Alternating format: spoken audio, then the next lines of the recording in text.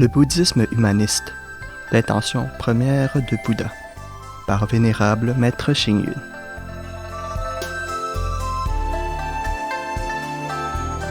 « 4. Le bouddhisme humaniste et les lettrés. Depuis toujours, en Chine, les lettrés et les savants jouissent d'une position sociale prestigieuse et d'un grand respect, dû à l'influence de leurs opinions et écrits. Il est dit, le pinceau à encre des lettrés est capable d'écraser une armée entière, et, que ce soit maintenant ou dans le futur, il peut toujours, insensiblement, exercer une certaine influence. Prenons par exemple le développement du bouddhisme en Chine. S'il a pu fusionner avec une pensée confucianiste et devenir un courant majeur de la culture chinoise, c'est parce qu'il y a un important élément que l'on ne peut négliger. De nombreux lettrés des générations passées ont compris le sens profond de la philosophie du bouddhisme et la relation intime existant entre le bouddhisme et la vie réelle.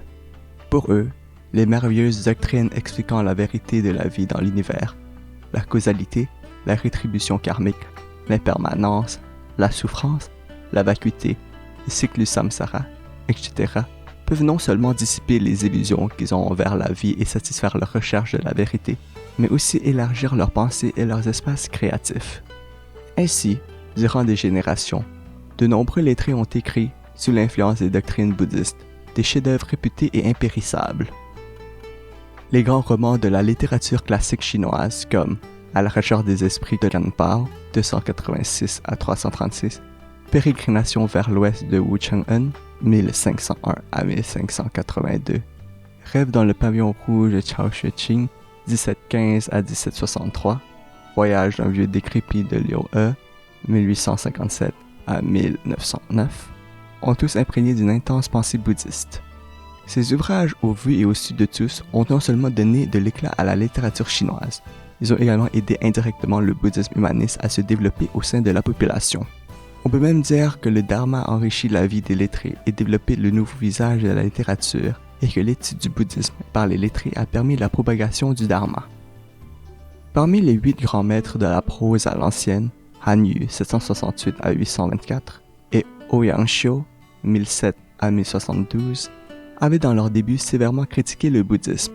Cependant, après avoir approché les maîtres Chang Tatien 732 à 824 et Ming Jiao 1007 à 1072, ils se repentirent et trouvèrent l'appui dans le dharma. Les autres, comme Tao Yanming 365 à 427, Xie Lingyun 385 à 433, Wang Wei 692 à 761, Liu Zhongyuan 773 à 819, Bai Jui 772 à 846, Wang Anshi 1021 à 1086, Su Shi 1037 à 1101 et Huang Tingjian 1045 à 1105 ont tous lié de profondes affinités avec le bouddhisme humaniste. Parmi eux, Wang Wei, Bai Jui, Su Shi et Huang Tingjian ont même pris refuge auprès du bouddhisme. On peut dire que depuis toujours, le bouddhisme et les lettrés ont noué d'intimes relations. J'en mentionne quelques-unes ci-dessous en témoignage.